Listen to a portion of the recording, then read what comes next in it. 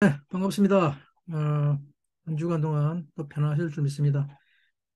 지난주에 이어 이번 주 토론 보시는 제목은 레크레카입니다. 레크레카.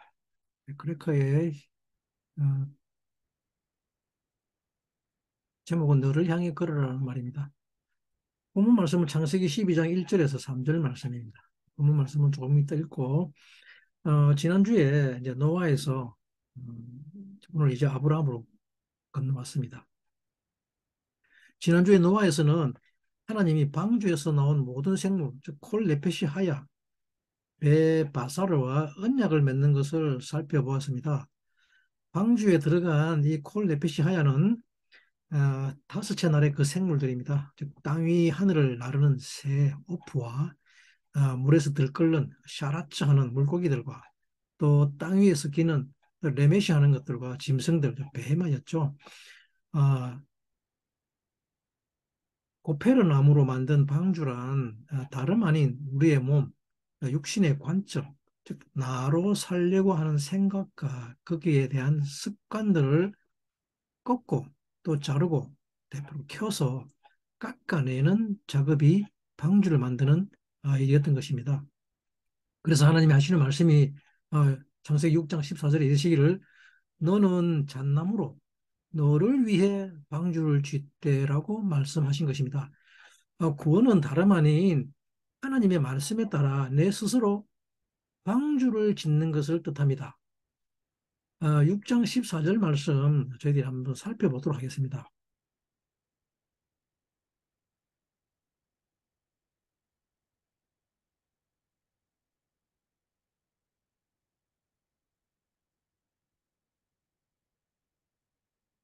6장 14절 아세레카 테바 아제이 고펠 키님 타아셰 에트 하테바 바 카파레타 오타 미 베이트 우 미쿠츠 코페르. 근데 여기서 하나님이 노아에게 하시는 말씀이 노아에게 방주를 지으라고 할 때 하신 말씀이 아쉐레카입니다. 아쉐레카란 말은 즉 너를 위해 방주를 지어라 짓되라고 말씀하셨습니다.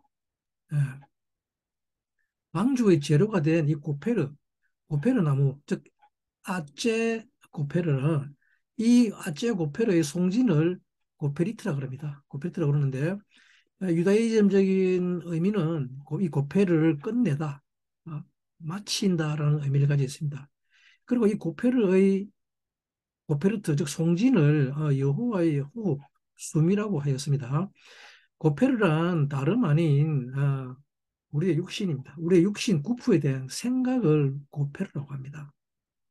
즉 고페르 나무란 다름 아닌 이 육신에 대한 욕망과 생각이 굳어져 습관이 된 즉 육신으로 사는 우리의 모든 행위를 의미하는 것입니다. 그리고 이 고페르를 심판하다 또는 유황불이라고도 합니다.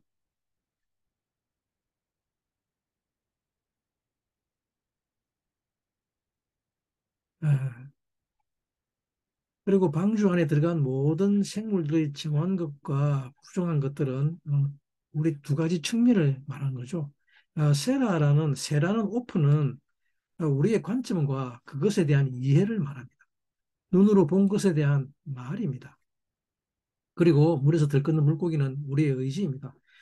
어디에 종속되려고 하는가, 즉 어느 문으로 들어가려고 하는가를 묻고 있습니다. 그 짐승들, 베헤마는 우리의 욕망에 대한 행함과 사랑, 그리고 절제를 말합니다. 그, what. 그 어떤 것들에 대한 우리의 호기심과 욕망들이 실제로 나타나고자 들끓고 우글거릴 때 그것들을 어떻게 억누르고 절제할 것인가가 우리의 인격입니다. 언약이란 다름 아닌 내일에 대한 하나님의 약속인 것이죠. 이것들을 나타내고 실행할 수 있는 능력이 땅에 있다는 것입니다. 그리고 노아의 세 아들들이죠. 셈은 진리를 말합니다. 형상, 진리에 대한 사역을 뜻합니다. 이름이란 다름 아닌 주어진 데스티니를 어떻게 살아낼 것인가를 의미합니다. 그래서 셈은 에벨 온 자손들의 조상이 되는 것입니다. 우리는 사라져버린 이 에벨의 후손 미사와 시바로 가는 동쪽 산을 따라간 욕단의 아들들을 주시해야 할 필요가 있습니다.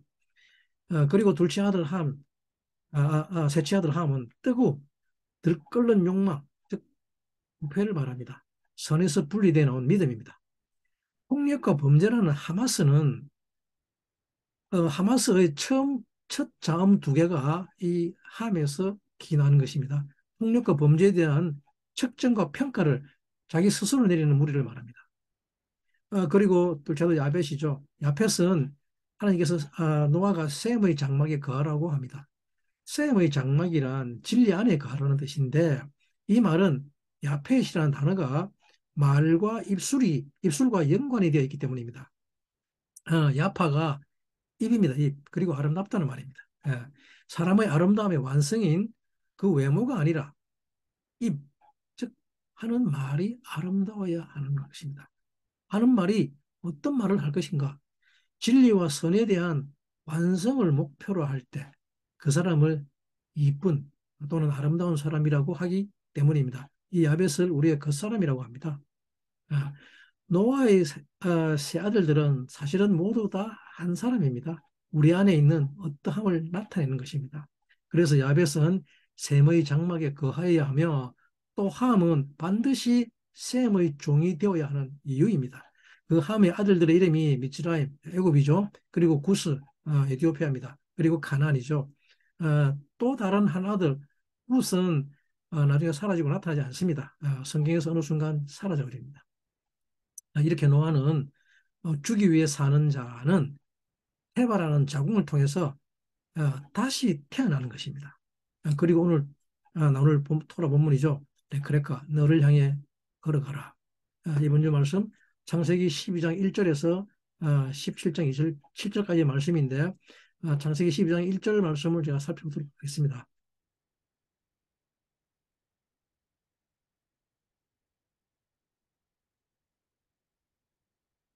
네. 창세기 12장 1절 말씀입니다. 여호와께서 아브라함에게 이르시되 너는 너의 본토 친척 아비 집을 떠나 내가 네게 지시할 땅으로 가라. 내가 너로 큰 민족을 이루고 네게 복을 주어 네 이름을 창대케 하리니 너는 복의 근원이 될지라.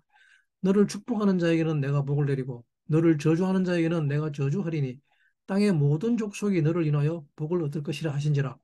이에 아브라함이 여호와의 말씀을 쫓아갔고 롯도 그와 함께 갔으며 아브라함이 하란을 떠날 때에 그 나이 75세였더라. 이 말씀을 우리가 히브리어로 살펴보겠습니다. 바요메르 아도나이 엘 아브람 레클레카 메 아레츠카 미 민모 테카 미베이트 아비카 엘 아레츠 아쉐르 어, 아, 아레카 지시할 땅이라고 한 지시할 땅은 우리말의 번역은 사실은 보여줄 땅이라고 합니다. 보여줄까? 보여줄 땅. 아르에카. 내가 너에게 보여줄 땅이라고 합니다.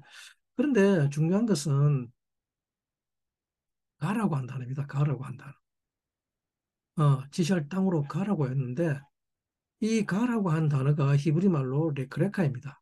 레크레카인데 이 레크레카는 언뜻 같아 보이지만 사실은 전혀 다른 글자입니다. 레크레카라고 읽는데 히브리어는 오른쪽에서 왼쪽으로 읽기 때문에 처음에 레크는 가라는 동사 할라크의 명령형입니다. 걸어가라고 명령하고 있습니다. 그리고 그 다음 자음 라메드와 레크의 첫 글자 라메드는 전치사입니다. to 또는 for로 번역합니다. 즉 무엇으로 또는 무엇을 위해라는 뜻입니다. 그리고 그 다음 자음 마지막 글자죠. 카프입니다. 이거는 카프의 이제 종음절 형태 카프 소피트입니다. 단어 끝에 올 때 쓰는 필사법이죠. 그러니까 이 자음은 다름 아니라 2인칭 남성 단수를 이루는 인칭 대명사 전미어입니다. 우리말 no에 해당하는 글자입니다. 자, 이제 가라는 뜻의 레크레카를 제대로 해석하면 너를 위해 또는 너를 향해 가라는 문장이 됩니다. 그러니 우리말 한글로 번역된 가라라는 가라는 본문이 내포하고 있는 본질적 의미에서는 상당히 미치지 못하는 점이 있습니다. 그러면 지금 하나님이 아브라함 들어 가라고 한 너 자신은 누구를 지칭하는 말일까요? 이것이 이번 주 주제입니다. 너를 향해 또는 너를 위해 가라. 예.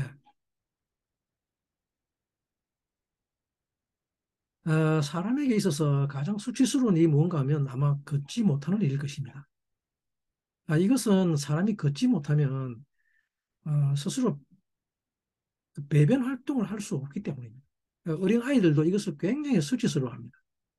옛날에 오줌 싸개에게 배변을 조절하지 못해서 오줌 싸는 아이들에게 티를 씌워서 소금 얻어오도록 한 것도 바로 이 수치심을 이용한 배변 활동의 훈련의 하나였던 것이죠. 어, 그래서 걷는다는 것은 어, 인간에게 매우 중요한 기초가 되는 일입니다. 어렸을 때 이 걷는 것을 제대로 훈련하지 않으면 나중에 커서 어른이 되었어도 올바로 걷지 못하기 때문입니다. 조금만 힘들어도 걷지 못하고 주저앉아 버리죠. 아이들이 어머니와 함께 걸어가다가 조금만 힘들면 엥 안아줘 업어줘 그러죠. 그리고는 엄마를 찾는 어린이가 되어버립니다. 그러나 우리는 이 레크레카를 통해 반드시 주님과 함께 타부 목적지까지 걷게 될 것입니다. 반드시. 어, 사람의 성장은 3살부터 8까지 간다고 합니다.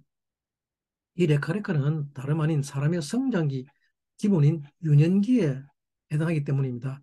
왜 이 유아기에 모든 것이 결정되는가 하면 이때 배운 모든 것이 삶 전체를 지배하기 때문입니다. 꽤 오래전에 미국에서 나온 책이 있죠.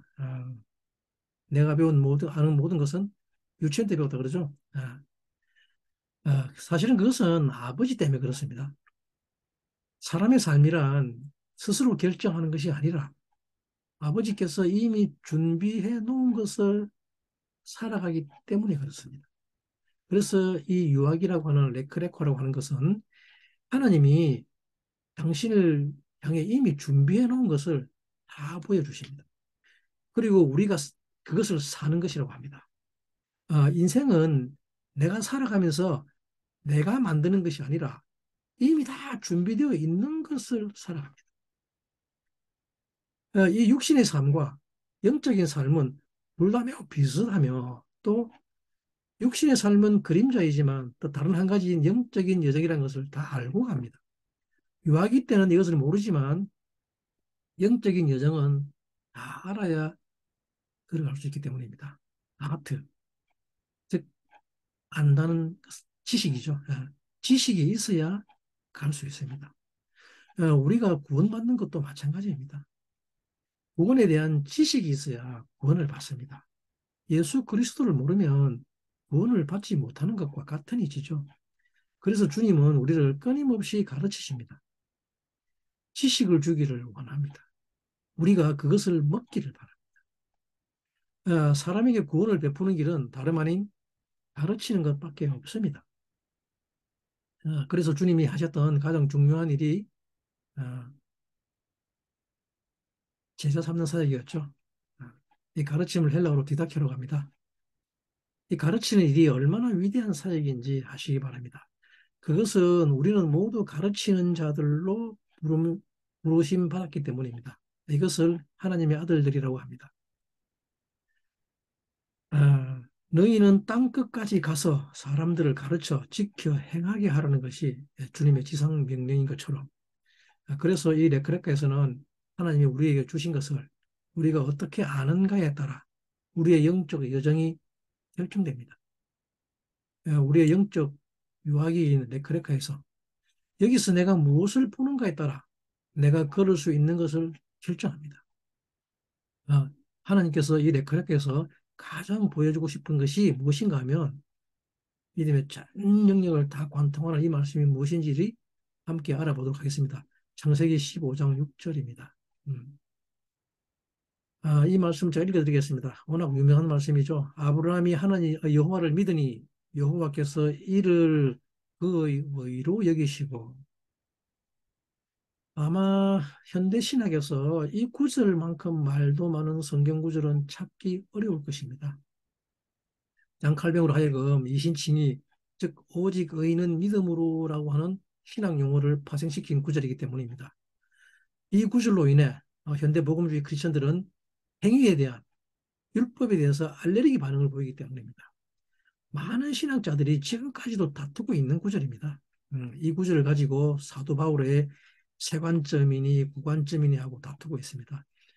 잔 칼뱅도 이 구절을 사도 바울의 말씀에서 인용하였던 것이죠. 심지어는 이 이신청에 대해서 교단의 헌법 소원을 낸 목사님도 있습니다. 교계 안에서 기득권자들은 이것을 지키려고 온갖 술수를 부리는 것을 보았죠. 헌법 소원을 내었으면 심리라도 해야 될 텐데 10여 년이 지난 지금 아직도 보류 상태에 있다고 합니다. 참으로 심각한 이야기죠. 각설하고 아브라함이 여호와를 믿었다라고 합니다. 그런데 여기서 사용한 믿음이라는 단어를 살펴보니 어떤 단어인가 하니 15장 6절 말씀입니다. 제가 히브리를 읽어드리겠습니다. 베헤에민 바 아도나이 바 약시베하 로 짜다카 즈데카 이 에민 이 단어는 아멘이라는 단어인데 truly 또는 faithfulness 또는 아멘 뭐 다른 말로 영어로 하면 so be it이라는 뜻입니다. 그래서 이것을 믿음이라고 하는데 근데 이 단어는 명사가 아니라 동사입니다. 동사는 act 즉 행위가 따라오는 움직임을 말합니다. 믿음이라는 단어 자체가 행동을 유발하고 있습니다. 예. 그 어떤 상태를 지칭하는 것이 아닙니다.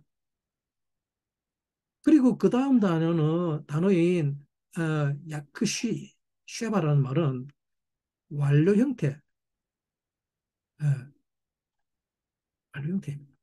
이 말은 뭐냐 그러면 무엇으로 여기다 to think about, account하다. 아니면 또 레콘드라는 뜻인데 근데 무엇으로 여겼다라고 하는가 하면 베헤민 바야흐 뭐 우리말로 하자면 여호와 안에서 믿으니 아니면 다른 말로 with 야훼합니다. 여호와와 함께 믿었다 그럽니다. 믿음이라는 단어를 히필형 동사를 사용했습니다. 무슨 뜻입니까 이게? 히필 동사란 사역하다는 뜻입니다. 일한다는 뜻입니다. 그죠? 사역한다는 말은 내가 무슨 일을 한다는 동사입니다. 그죠? 이 말은 아브라함이 믿는 일을 했다는 것입니다. 그 믿는 일을 사역했다는 말이 해민이라는 단어입니다. 사역한다고 하는 것은 일한다 또는 무슨 행한다는 말입니다. 근데 누구를 믿었다고 합니까? 여호와 안에서. 우리는 그 믿음을 어떤 존재를 믿는 것, 명사로 말을 합니다. 근데 여호와를 믿었다는 것이 in him, 여호와 안에서, by 아도나이, 아니면 with him이라는 말입니다. 여호와 안에서 어떤 일을 했다는 것을 말이죠. 예. 여호와 안에서 믿으리라는 이 구절이 신약의 언어로는 in Christ we believe. 우리는 이 말의 의미를 정확히 안다는 말입니까? 모른다는 말입니까? 해에민 바 야훼를 in Christ we believe입니다. 그리스도가 누구라고요? 여호와입니다. 그러면 도대체 아브라함이 여호와 안에서 믿는다는 것은 어떤 것일까요? 이 말은 믿음은 맹목적이 아니다라는 말입니다. 사역을 했다는 말은 아브라함은 무엇을 그렇게 믿으려고 했을까요? 예? 근데 이것으로 아브라함은 어렵다 여김을 받았다고 합니다. 예. 바로 이 믿음의 사역이란 그만큼 중요한 것입니다. 왜냐하면 의로 여김을 받으니까요. 우리는 오늘 이 믿음에 대해서 제대로 잘 배워야 합니다. 로마서 3장 28절에 제가 본문 읽어드릴게요. 워낙 유명한 말씀이니까 그러므로 사람이 어렵다 하심을 얻은 것은 율법의 행위에 있지 않고 믿음으로 되는 줄 우리가 인정하노라라고 바울 사도가 기록했습니다. 이 구절을 보면 믿음이란 전혀 행위와 상관없는 무관한 것 같지만 사실은 믿음이라는 단어 자체가 사역동사입니다. 그런데 중요한 것은 율법의 행위에 있지 않다고 합니다. 의인은 율법의 행위가 아닌 믿음이라는 사역을 통해서 얻는다는 거예요. 예, 사역한다고 하면 아무것도 하지 않고 가만히 있는 상태를 말하는 것이 아닌 것을 알 수 있습니다. 그러면 여기서 율법의 행위는 도대체 무엇을 말하는 것입니까? 먼저 로마서 4장 5절에 바울 사도가 기록하기를 이를 아니할지라도 경건치 아니한 자를 어렵다 하시는 이를 믿는 자에게는 그의 믿음을 의로 여기시나니 이게 도대체 무슨 말입니까? 이를 아니할지라도 경건치 아니한 자를 어렵다 하시는 이를 믿는 자에게는 그의 믿음을 의로 여긴다. 그리고 또 4장 9절에 같은 로마서입니다. 그런즉 이 행복이 할례자에게뇨 혹 무할례자에게뇨 대저 우리가 말하기를 아브라함에게는 그 믿음을 의로 여겼다 하노라. 그리고 12절에서는 또한 할례자의 조상이 되었나니 곧 할례 받을 자에게뿐만 아니라 우리 조상 아브라함의 무할례 시에 가졌던 믿음의 발자취를 쫓는 자들에게도 니라라고 합니다. 이와 같이 본문을 살펴보면 믿음이란 뭡니까? 따르는 것이란 말이죠. 따른다는 건 뭡니까? 뒤에 따라서 걸어간다는 말입니다. 그렇죠? 예, 누군가의 뒤에 따라서 내가 걸어가는 것을 말합니다. 그런데 따르려면, 누군가를 따르려면 이 믿음이 도대체 무엇인지 알아야 합니다. 그죠? 그래서 사장 13절에 이르시기를 뭐라 그럽니까?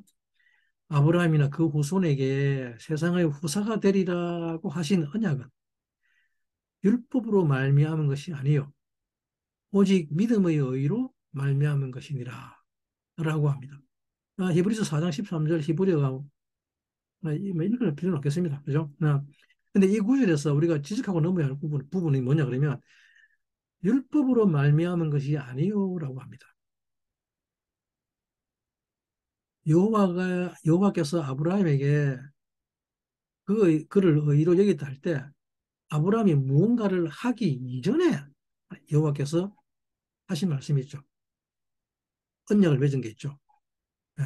즉 아브라함의 믿음 이전에 여호와의 하신 언약이 먼저 선제하고 있습니다.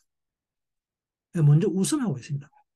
그 언약이 뭔지를 알아야 합니다. 그죠? 그래서 아브라함은 이것을 믿었다 그럽니다. 그죠? 아, 그래서 그의 행함이 있기 전이라고 합니다.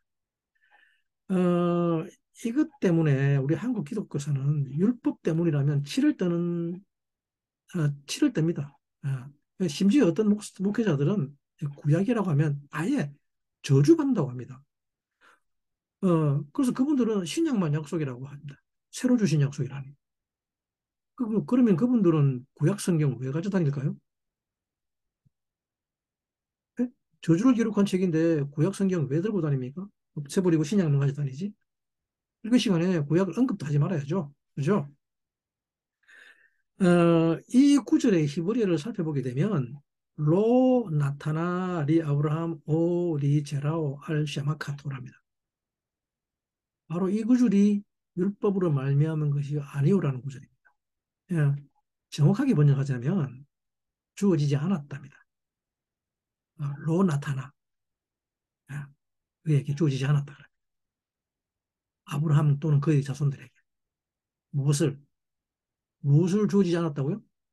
토라를 배우는 것으로 예, 여기서 배우는 것에라는 말이 알 샤마크입니다. 알 샤마크 법 뭐 위에 배우는 것입니다. 그죠? 근데 이거는 우리말 번역 율법이죠. 율법으로 말미암은 것. according to 토라입니다. 근데 토라라는 단어 자체가 율법이 아니고 우리는 이거부터 먼저 수정해야 됩니다. 정정해야 될 필요가 있습니다. 토라라는 말은 배우다 또는 가르치다 또는 인스트럭션 세우다는 거죠. 물론 율법이라는 단어도 뜻이 있습니다. 조금. 그러나 이것은 토라 전체에서 한 부분에 지나지 않습니다. 토라 전체가 말하고자 하는 것은 사실은 인스트럭션입니다. 설명서라고 하죠. 그것이 더 올바른 뜻입니다. 사람과 그 사람의 삶에 대한 설명입니다. 그리고 중요한 것이 셰마크라는 단어입니다. 셰마크라는 단어는 헬라어의 디아입니다. 디아. 디아에서 말하는 건데 이 디아라는 말이 뭐냐면 셰마크가 배우다는 뜻입니다. 물론 어, 어, 은혜 가운데 또 휴식하다, 스포트하다 이런 뜻입니다. 휴식하다, 보조하다. 그런데 그 다음 단어가 토라입니다. 토라. 한글 번역은 성경은 이것을 율법이라고 번역했습니다. 그러나 토라라는 이 단어는 야라가 어근입니다. 야라. 야라가 어근인데 통상적인 말은 지시하다, 안내하다, 설명하다, 가르치다라는 의미로 사용됩니다. 로 나타나 주어지지 않았다 그죠? 레 아브라함 레 자라오 그리고 그의 자손에게 알 셰마크 토라. 토라를 배우는 것으로는 어, 토라가 지시하는 것으로는 그죠? 그러나 의를 택한 그 믿음으로 주어질 것이다. 알레, 엘라, 알, 셰마크, 아, 자데카, 쉐가, 히식, 베에무나. 이 구절은 토라를 배우는 것뿐만 아니라 그 하나님의 말씀을 믿고 붙잡는 것이 원인이 된다고 하는 말이에요. 토라도 배우고 하나님의 언약도 믿는 것을 말하는 것이에요. 행동 이전에 선행하는 조건이 따라와 있죠. 그죠? 하나님의 일방적인 언약이 먼저 있다는 것입니다. 그 언약을 믿는 것입니다. 내가 그 언약을 얻기 위해서 무언가를 한 후에 언약을 받는 것이 아니라 행동 이전에 언약이 먼저 있다는 거죠. 아브라함은 그 언약을 믿었다는 거죠. 주님이 우리에게 요구하시는 것은 바로 이것입니다. 너희의 믿음이 바리사이보다 더 높아야 할 것이라는 말씀은 바로 이것을 근거로 하시는 말씀입니다. 이것도 취하고 저것도 행하여야 하리라. 쉽지 않죠? 그래서 중요한 말씀이 바로 이 의가 세상의 후사, 상속자가 된다는 말이에요. 키 이라시 에트 하울람. 여기서 말하는 세상, 하울람이라는 세상은 어떤 세상을 말하는 것일까요? 믿음의 사역을 통해 의로운 자가 되면 상속한다는 이 세상은 어떤 세상을 말하는 것입니까? 이것을 모르면 절대 안 됩니다. 그러면 우리는 모두 믿음으로 의로워졌기 때문에 이 상속받을 세상에 대해서 반드시 알아야 됩니다. 아니 그냥 구원받았으면 됐지 뭐 또 세상을 상속받아 머리 아프게 그냥 주는 것 아니냐라고 할지 모르겠습니다. 그러나 그렇지 않습니다. 우리가 하나님의 하나님을 믿고 말씀을 배우다 가다 보면 정말 말씀을 제대로 배우지 않으면 나에게 무슨 문제가 있는지도 모릅니다. 바로 여기서 다 걸려 넘어져 버립니다. 예, 여기 와서 즉 창세기 15장 와서 잘 모른다는 말은 사실은 그 전에 문제가 있었단 말이죠. 그죠? 이 말은 지금 우리들이 뭐를 제대로 모른다는 말입니까? 의를 제대로 모른다는 말이죠. 어, 불을 지피면 물이 끓는다는 것은 알죠? 당연히 원인이 있으니까요. 그죠? 근데 세상의 후사를 모른다? 그러면 그 전에 있었던 원인을 모른다는 것 아닙니까? 그러면 그 전에 있었던 것은. 예? 이 말은 지금 신약의 로마서 말씀이에요. 구약이 아닙니다. 그죠? 로마서 4장 말씀인데 지금 사도 바울이 이 말씀을 인용한 창세기 15장을 제대로 안다는 말입니까? 모른다는 말입니까? 바울이 지금 이 말씀을 로마서 5장, 4장 말씀을 그냥 하는 게 아닙니다. 창세기 15장을 인용하고 있는 것입니다. 이 창세기 15장을 우리가 몰랐다면 그 앞에 구절인 13장과 14장도 몰랐다는 말 아닙니까? 그렇지 않습니까? 이 말은 반드시 창세기 13장과 14장을 알아야만 15장을 이해한다는 말이 됩니다. 그죠? 거기에 이 13장을 몰랐다면 더더욱 그 앞에 12장은 더욱더 몰랐다는 말이 되니까요. 그죠? 이 말은 뭡니까? 창세기 12장을 몰랐다는 말은 레크레카를 모른다는 겁니다. 그죠? 레크레카를 제대로 이해하지 못했다는 말과 같습니다. 그러면 여러분들은 지금 걸을 수 있다는 말입니까? 없다는 말입니까? 못 걷습니다. 레크레카를 모르는데 어떻게 걸을 수 있습니까? 그러니 맨날 걸을 생각을 안 하고 주저앉아서 징징거리고 있죠. 자기가 걸을 생각은 1도 하지 않습니다. 그래서 이 레크레카가 그렇게 중요한 것입니다. 로마서에서 바울이 말한 세상을 창세기 언어로 에레츠라고 합니다. 에레츠. 에레츠는 라츠, 달려가다는 말입니다. 달려가다. I will run입니다. I will run. 이것이 땅이라는 말의 정의입니다. 정의. 라츠, 원하고 갈망하다는 뜻입니다. 예, 신학의 언어로 하울람이라고 하는, 즉 후사라는 이라시라고 하는데 하나님께서 토라에서 계속 하시는 말씀이 뭐냐 그러면 이 땅, 그러니까 세상을 상속하라고 하는 것입니다. 땅을 후사로 주겠다. 네가 땅으로 소유하게 될 것이다. 그 땅으로 가라. 왜 이렇게 하나님은 땅을 소유하라고 할까요? 땅을 소유하라는 말은 토라에서 지겹도록 하는 말입니다. 창세기 5장 7절에는 또 뭐라 하자면 또 그에게 이르시되 나는 이 땅을 네게 주어 업을 삼게 하려고 너를 갈대아 우르에서 이끌어낸 여호와로다라고 말씀하고 있습니다.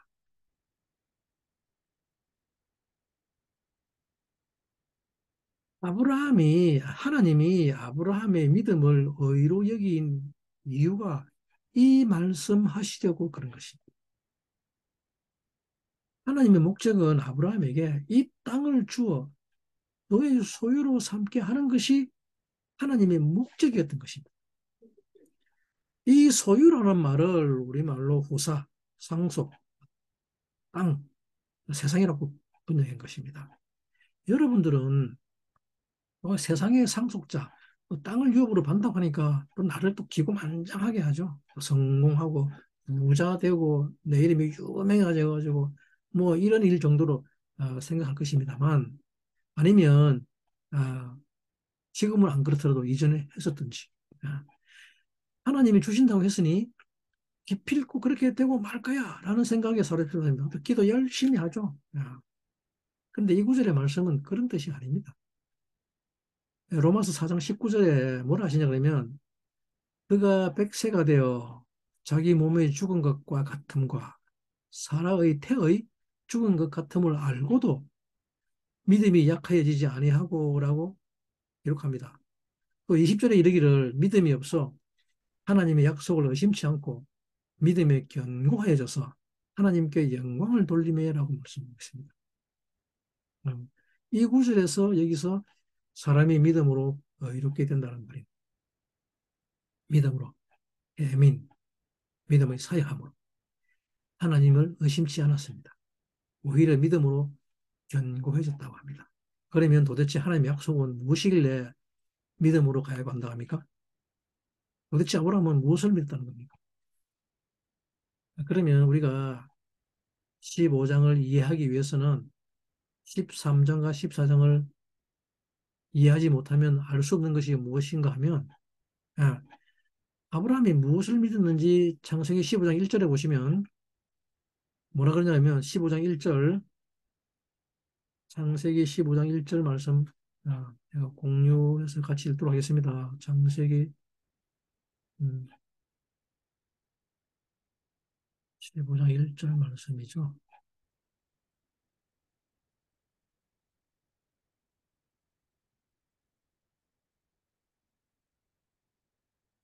에, 이후에 여호와의 말씀이 이상 중에 아브라함에게 임하여 가로사대 아브라함아 두려워 말라 나는 너의 방패요 너의 지극히 큰 상급이니라라고 말씀하고 있습니다. 여기서 우리가 살펴볼 것이 아브라함이 무엇을 두려워했다는 것일까요?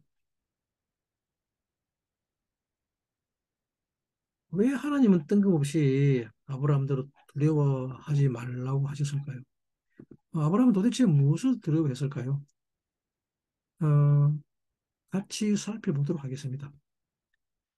그 앞장인 창세기 14장에서 아브라함이 조카 롯의 식솔과 재물을 빼앗아간 연합군 내왕과의 전투에서 대승을 거두는 장면이 나오죠. 그리고 그 뒤에 따라 나오는 구절에 하나님이 아브라함에게 하시는 말씀이 나는 너의 방패요. 지극히 큰 상급이라고 말씀하십니다. 여기서 방패라는 막연입니다. 이스라엘의 국기인 다윗의 별을 마겐 다비드라고 합니다. 다윗의 방패라고 합니다. 아시죠? 육각별, 육각별이죠. 육각별. 근데 이 마겐이라는 단어는 겐이라는 단어에서 났습니다. 겐. 어, 동산이죠, 겐은. 이 동산이라는 겐은 어, 자유의지에 대한 선택이죠. 그런데 그 선택에 있어서 항상 신실합니다. 이것을 자유의지라 합니다. 흔들리지 않습니다. 그리고 상급이라는 말은 몫입니다. 몫. 옵션, 샤카르. 오늘날 현대용어로는 월급이라는 말입니다.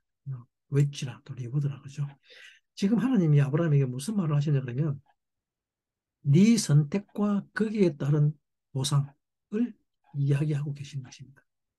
그러면 아브라함대로 두려워하지 말라는 것은 지금 아브라함이 한 상황이 어떤 상황인지 그걸 우리 알아야 되겠죠. 아브라함이 지금 창세기 14장에서 대대적인 승리를 거둡니다. 그 내왕들과 싸워서 아브라함이 소돔에게 하는 말이 21절, 24절에 하시는 말이 뭡니까? 전리품은 내가 다 가져가고 사람만 돌려달라고 합니다. 그때 아브라함이 뭐라 그럽니까? 아니야, 됐고, 네가 다 가져가라 그러죠.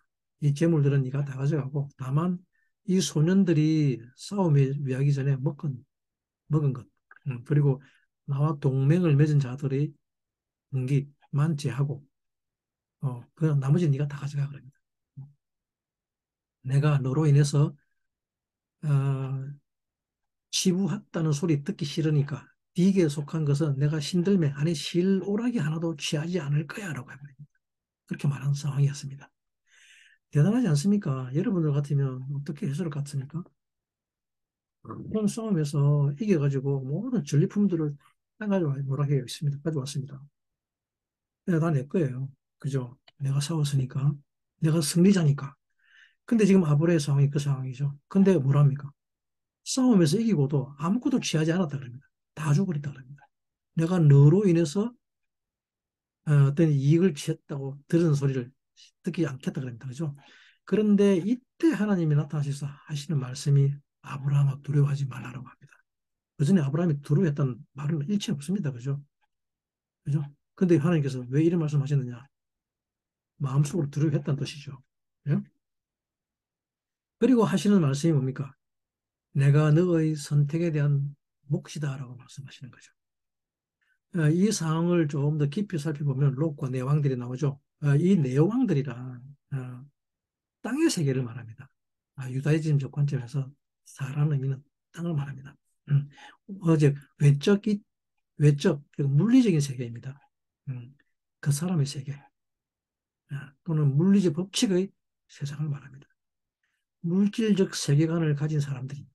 아브라함이 창세기 13장과 14장에서 무엇을 배우는가 하면 롯을 떠나가라고 그러죠. 네 눈에 보기 좋은 곳으로 먼저 가라고 합니다. 이 말은 물질이 영을 지배하려고 하는 것을 말합니다. 그래서 아브라함은 롯을 떠나보냅니다. 아, 외부 세계가, 물질 세계가 속 사람을 지배하려고 하면 반드시 떠나보내야만 합니다. 단절하지 않으면 안 됩니다. 그리고 또 물질적 세계관을 가진 자들은 이 외적 세계를 실제라고 합니다. 눈에 보이는 것이 실제라고 있는 사람들입니다. 어, 이 외부 세계를 실제라고 하는 자들이 로봇을 지배합니다. 어, 우리의 감정을 지배하는 것이 바로 이 외적 세계입니다. 감각의 세계입니다. 이들이 바로 내왕들입니다. 물리적 땅의 속성을 말하는 것입니다. 이것을 세상의 진리와 선이 우리의 감정을 지배한다고 합니다. 이 물질적 세계가 실제로 우리의 감정을 지배하고 있습니다. 그렇지 않습니까? 우리가 짐짓 안 그런 것처럼 하지만 이것은 사실입니다. 아주 조그만 일에도 감각적 일에 대해서 우리 감정은 요동을 칩니다. 상처 주는 말 한마리, 따돌림, 어, 지들만 믿고 나는 안 주는 빵 한 조각, 이렇게 우리의 감정은 아주 소소한 것에 일희일비합니다. 이것이 롯이 내 왕에게 포로로 잡혀가는 것입니다. 감정이 세상 권세의 포로가 되는 것입니다. 그런데 아브라함이 그것을 도로 찾아옵니다. 그렇기 때문에 아브라함은 소돔 왕으로부터 그 땅의 전리품들을 일체 취하지 않고 다 돌려보낼 것입니다. 이것이 우리의 믿음의 조상의 발자취인 것입니다. 베드로와 시몬이 어느 성에 가서 말씀을 전하러 갔다가도 그들이 믿지 않는다 이게 뭐라 합니까? 어떤 선행을 했더라도 그들이 받아들이지 않을 때는 발에 묻은 먼지조차도 털어버리고 나오라 그러죠. 아, 그것에 대한 대가를 받으면 안 되는 이유가 바로 여기에 있습니다. 받는 그 순간 우리는 육의 세계에 포로가 되어버리기 때문입니다. 그래서 아브라함은 물리적 세계가 아니라 그 세계가 실제가 아니라 속 사람이 영의 세계가 실제라는 것을 말하고 있는 것입니다. 이 두 세계의 부분은 서로 다릅니다. 이 물리적 세계는 너무 생생해서 실제 같죠. 왜? 손에 잡으면 만져지니까요. 그죠? 불에 대이면 뜨겁습니다. 어, 바늘로 찌르면 아픕니다. 그래서 너무 리얼합니다. 그러나 영의 세계는 생생하지 않습니다. 흐릿합니다. 긴가민가합니다. 그죠? 이 세계에서는 굶어 죽을 것 같아요. 어, 그래서 나중에 민수기에서 열정탐꾼들이 하는 말이 약속의 땅 가나안은 뭡니까? 우리를 삼키는 땅이라고 들어가지 않으려고 하죠. 예, 크고 두렵죠. 예, 육신의 세계는 영의 세계가 너무 크고 두렵습니다. 거기 가면 죽는 줄 압니다. 지금 아브라함의 레크레카는 어느 세계를 걸으라고 하는 것입니까? 바로 영의 세계입니다. 이것을 알지 못하는 한 우리는 끊임없이 헤매게 됩니다. 하나님은 아브라함들어 영의 세계에서 속 사람을 완성하라고 그러고 있는 것입니다.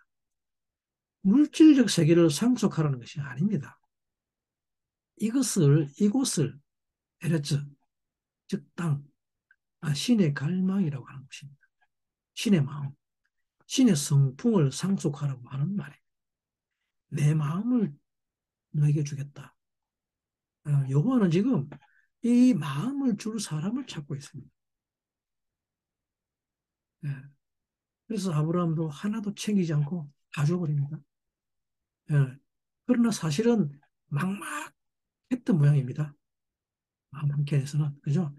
또 이것 또한 이것이 우리의 현실이기도 합니다. 음. 그러니 여호와께서 나타나셔서 두려워하지 말라라고 하시는 것이죠.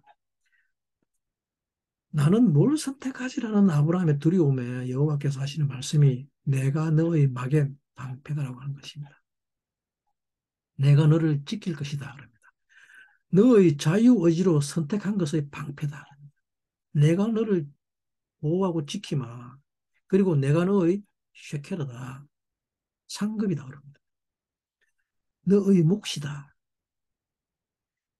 네가 선택하지 않은 세상 것에 대한 나의 보상은 바로 나다. 그럽니다. 이 내가 너에게 다 주겠다.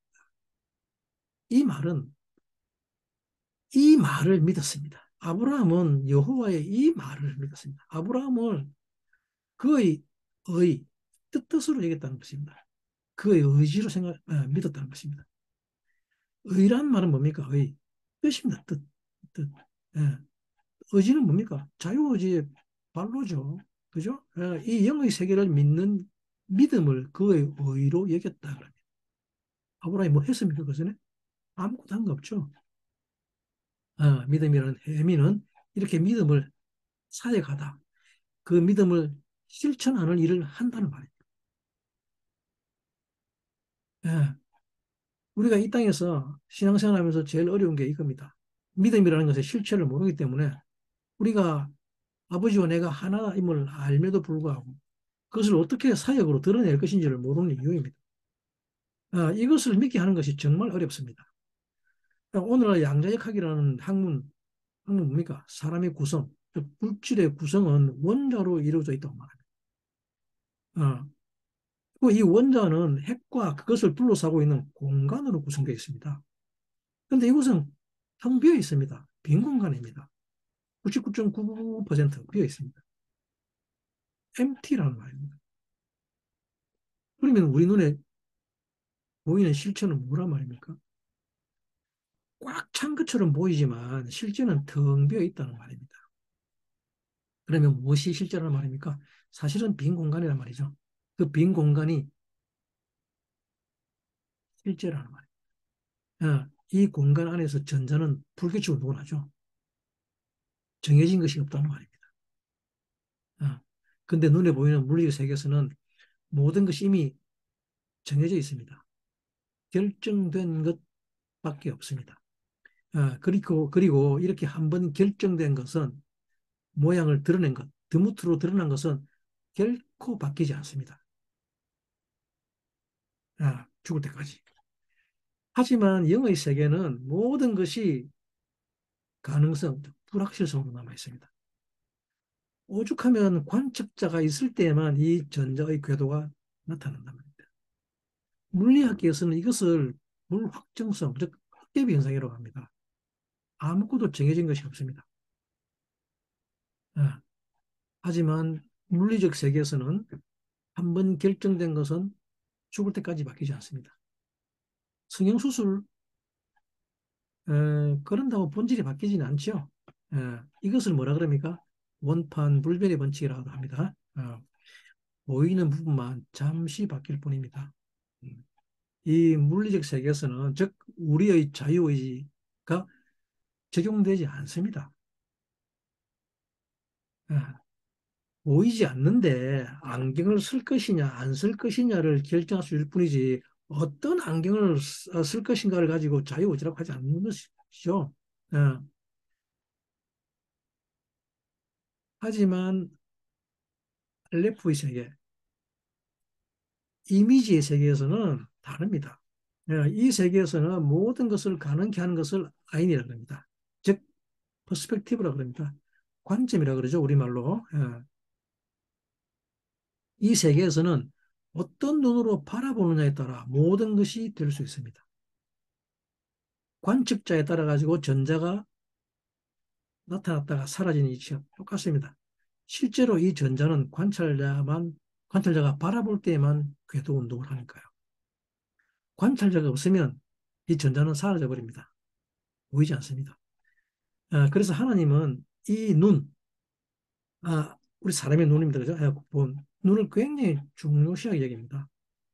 물질적 세계에서는 내가 돼지가 될 수 없습니다. 이미 나는 사람인데. 그렇지만 영의 세계에서는 내가 돼지가 될 수 있습니다. 이 세계에서의 돼지는 그 성품을 말합니다. 탐욕이죠. 돼지. 내 눈이 탐욕을 가지게 되면 돼지가 되어버리는 것이죠.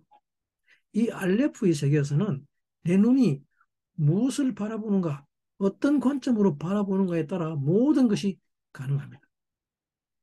즉, 그래서 아브라함이 15장에서 두려워했다는 말은 이 알레프를 보지 못하고 있었다는 말입니다. 명확하게 믿지 못한 상태라는 말이죠. 다른 말로 하자면 어, 물질적 세계, 타브 쪽은 확실한데 알레프, 즉 이미지 쪽은 아직 명확하게 드러나지 않았던 것이죠. 그럼 이렇게 왔다 갔다 하고 있었던 것입니다. 그래서 여호와께서 나타나서 하신 말씀이 네 속에서 난 자라야 나의 상속자가 되리라 라고 합니다. 이게 15장 4절 말씀이죠. 여호와의 말씀이 그에게 임하여 가로사대 그 사람은 너의 후사가 아니라 네 몸에서 난 자라야 내 후사가 되리라라고 하십니다. 근데 우리말에서 말하는 네 몸이라 그랬으니까 우리가 낳는 자식을 말하는 것 같지만 우리가 결혼해서 자녀를 낳는 것을 말하는 것 같은데 사실은 여기서 말하는 창세기 15장 4절에서 말씀하시는 네 몸에서 날짜입니다. 네 몸에서 날짜란 그 우리가 낳는 그 후손을 말하는 게 아닙니다.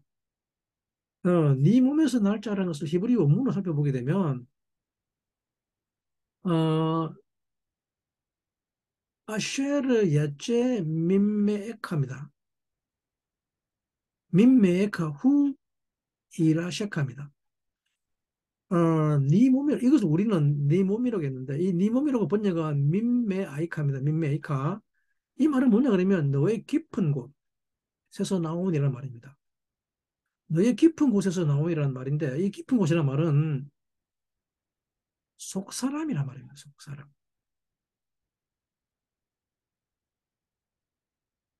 예, 생수가 흘러나오는 그곳. 그런데 이 깊은 곳을 무엇이 주관하느냐 그러면 민메에카 눈이 주관하고 있습니다. 눈. 아인이 주관한다는 말입니다. 그 깊은 곳을 주관하는 것이 너의 눈, 즉 관점이라는 말이에요. 즉 내 몸에서 난 자, 네 속사람이라는 말은 너의 관점에서 나온 후손을 말합니다. 하나님은 지금 아브라함에게 이 눈, 아인을 주고 싶은 것입니다. 양자의 세계에서는 이 눈이 없으면, 아인이 없으면 전자의 움직임이, 눈이 있으면 전자의 움직임이 나타나죠.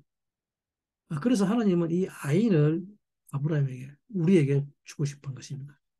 아인은 히브리 게마트리로 70입니다. 숫자 70을 말하는데 이 70은 뭡니까? 희년이죠. 음, 희년은 뭡니까? 쉬미타죠. 쉬미타. 예, 요벨이라 그러죠. 모든 것을 제자리로 돌려놓는 해를 말합니다. 이 하나님의 성품, 아이는 우리 안에 다 들어 있습니다. 어, 그러나 그 가능성을 물리적인 것으로 두지 않았던 것입니다. 왜냐하면 하나님의 성품이 무엇인지 모르기 때문입니다. 우리가 온유를 이야기하는데 온유만 해도 그렇습니다. 온유란 겉모습이 아닙니다. 겸손한 척하는 그런 것을 말하는 게 아닙니다. 아, 보기에는 그럴듯해 보입니다만 우리는 전부 가면 쓰고 있을 뿐입니다. 온유하고는 거리가 천리도 더 멉니다. 그래서 하나님은 우리의 속사람을 가능성으로 만들어 주셨습니다. 불확정성으로. 왜냐 그러면 하나님의 온유가 어느 정도인지 우리가 알 수 없기 때문입니다. 우리의 자유의지란 하나님의 온유를 선택해서 배워나가는 것을 말합니다. 지금보다 바로 한 단계 위의 성품. 단계 위가 아닙니다. 계단을 두 단계로 뛰어넘어 버리면 뛰어넘은 단계의 계단을 우리가 알지 못합니다. 그래서 절대로 계단을 뛰어넘으면 안 됩니다. 한 계단 한 계단 올라갑니다. 이것을 자유의지라고 합니다. 이 땅에서 나의 어떠함을 선택하는 것이 아니라는 말이에요. 세상의 후속자가 상속자가 된다는 말은 이 세상에서의 나의 위치나 지위, 권력, 부의 정도를 택할 수 있다는 것이 아닙니다. 내가 너의 방패며 너의 몫인데 그것은 전부 다 너의 깊은 곳, 너의 속 사람에게 있다 그럽니다. 그러니 너는 어느 세계에서 살 것이냐라고 묻고 있는 것이죠. 내 왕의 세계냐 아니면 나의 세계냐. 아브라함이 일단은 사고에서 이기고 나서 아무것도 가지지 않겠다고 선포했죠. 그런데 왜 그랬을까? 그런 생각이 들었죠, 마음으로. 조금이라도 챙겨둘 건데, 조금만 갖겠다고 할 건데라고 하죠. 그죠? 라는 마음이 들 때입니다. 그죠? 그때에, 바로 그때 들려오는 여호와의 말씀이 바로 오늘 이 구절입니다. 아브라함아 두려워하지 말라. 나는 너의 방패요, 너의 상급이라. 너는 이 세계에서 레크레커 해라는 것이죠. 어디로? 예, 하나님의 레크레커는 내 왕의 세계가 아닙니다. 내가 하나님의 세계에서 매 순간순간 결정하는 나의 선택, 김멜이 곧 하나님이 내게 주시는 몫이라는 것입니다. 마겐 다비드 힘이 얼마나 파워가 있는지 이 하나님의 세계에서의 모든 결정을 할 때마다 그 선택을 지켜주는 강력한 힘이 되는 것입니다. 레크레크에서 하나님이 주시고자 하는 가장 큰 선물을 딱 한마디로 말하자면 보호입니다. 팩트입니다. 내가 너의 방패다라고 하는. 사람이 보호받지 못하는 이유는 이 세상의 내왕들의 힘 때문입니다. 어, 너 그러다가 어떻게 먹고 살려고 그래? 그렇게 묻고 훅 진격이 들어오면 그 말 한마디에 그냥 나가 떨어져 버리죠. 어, 내일 먹을 것을 걱정합니다. 무엇을 먹을까, 무엇을 입을까 걱정합니다. 그러나 레크레카를 믿는 하나님의 사람들에게는 강력한 보호가 있습니다. 아브라함에게 왜 두려워하지 말라고 하셨는가 하면 바로 이 내왕들 때문이었죠. 이 내왕들의 힘은 우리가 생각하는 것보다 엄청나게 강합니다. 이 내왕들 중에 첫 번째 왕의 나라가 에일람입니다. 에일람. 에일람이라는 이 나라는 올람입니다. 올람이라는 세상이죠. 세상인데 어떤 세상인가 하면 나의 세상입니다. 에일람의 중간에 요도가 있습니다. 요도. 나의 관점으로 보는 세상입니다. 나의 세상. 내가 보는 대로 만들어지는 세상을 말하는 것이죠. 즉, 안목의 정욕의 세계를 말합니다. 이 세상의 왕이 누굽니까? 그돌라오멜입니다. 그돌라오멜. 그돌라오멜이란 뭐냐 그러면 자기 손에 쥔 한 움큼의 곡식단이 전부라고 하는 사람입니다. 지금 내 손에 쥔 음식, 먹을 것, 그게 전부다는 사람입니다. 음, 자기 관점, 자기 안목의 세계에 사는 사람입니다. 이 세계는 보이는 것만이 실제의 세상입니다. 에일람 왕국에서는 눈에 보이는 것을 훈련합니다. 눈에 보이는 것을 실제라고 하니 아브라함이 이 날을 쳐부순 것이죠. 어, 근데 쳐부수긴 했지만 아직 무엇이 진짜 실제인지 잘 모릅니다. 우리가 토라에서 배우는 것이 바로 이것입니다. 보이는 것이 실제가 아니라 그림자일 뿐임을. 우리는 항상 이것과 대대적인 전쟁을 치러야 합니다. 그리고 두 번째 나라는 고임입니다. 고임. 아, 이 나라에서 휘두르는 것은 자유지죠. 첫 글자 글자가 자유지입니다. 그죠? 그리고 고이라는 고이 뭡니까? 고이는 이방이죠. 이방인데 이 고이는 몸을 말합니다. 고부, 육신을 말합니다. 이 이방을 민족들의 으뜸인 아말렉이라고 합니다. 오직 받는 것이 그들의 목적인 족속을 말합니다. 이 자유의지로 물질적 세계에서 이미 정해진 것을 받아서 살려고 합니다. 내가 무엇이 될 것인가라는 것이죠. 그리고 임은 바다입니다. 세계라고 합니다. 고임의 임은 세계입니다. 세계. 고임이라는 단어 자체가 이미 이방 나라입니다만은 이곳에서는 내가 될 것이 이미 정해져 있습니다. 그리고 우리가 교만해질 이유가 없는 것이 무엇이 되었든 우리는 이미 케뎀에서 정해져 있는 대로 살 뿐입니다. 이 세계를 펼쳐진 세계라고 그러죠. 이것을 타임의 나라라 그럽니다. 시간의 세계라 그럽니다. 나타나는 세계는 정해져 있는 것이 나타날 뿐입니다. 그렇기 때문에 부러워할 이유도 안타까워해야 할 이유도 없는 것입니다. 어찌 알겠습니까? 내일 일을. 그렇게 무엇인가가 되고 싶어하는 그 자체가 자유의지를 물리적 세계에 적용하는 것입니다. 부에 처하나 가난에 처하나 오직 그리스도를 위해 사는 것. 이것이 우리가 오늘을 사는 이유입니다.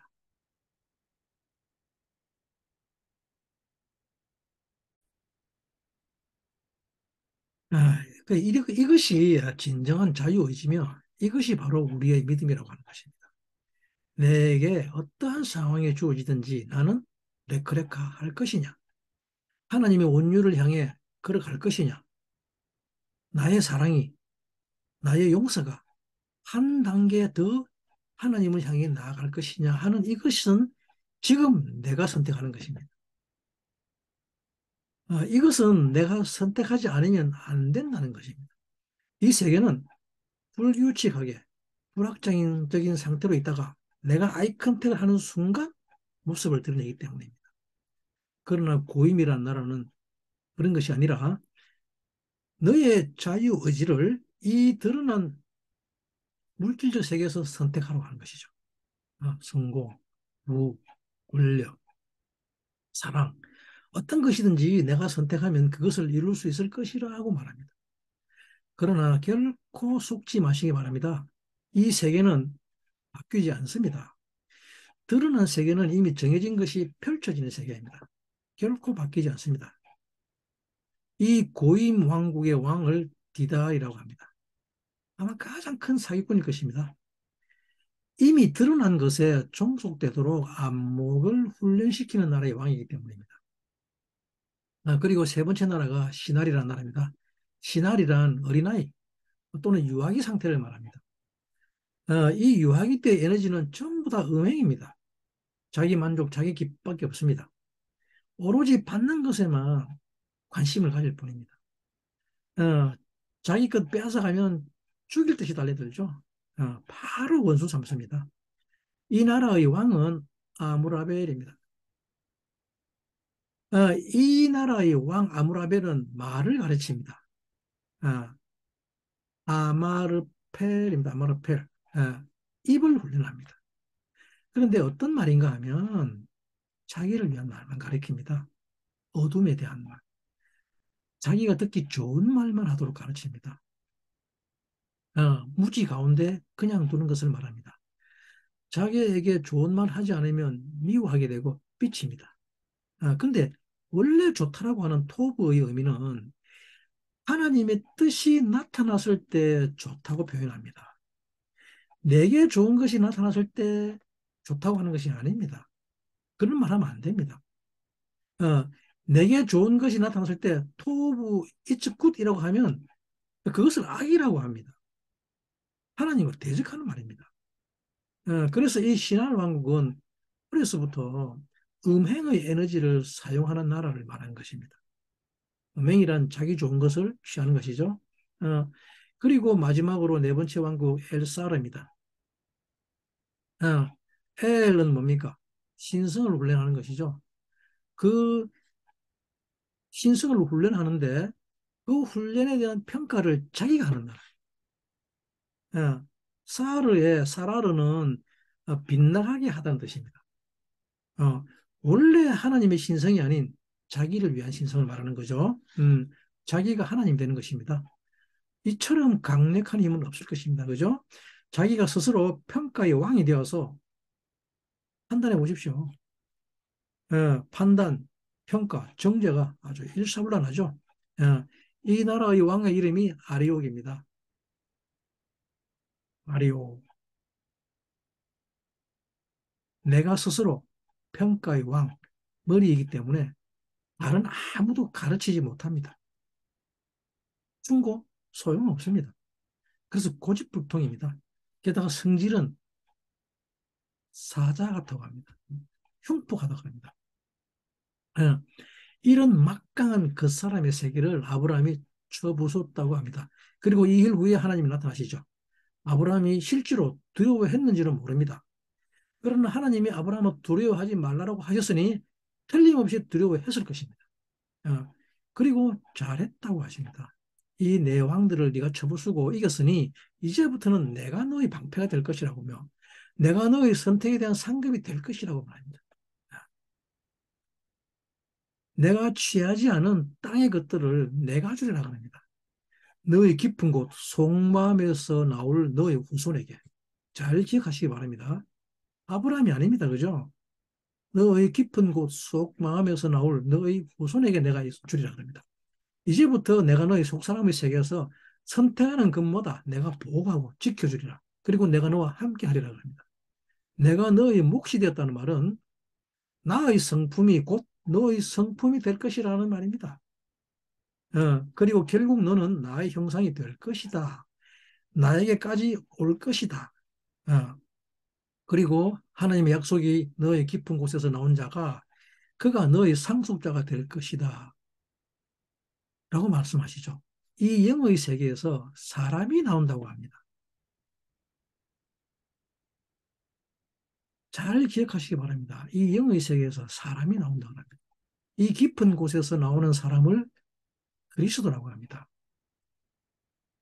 하셴 하바라고 합니다. The man요.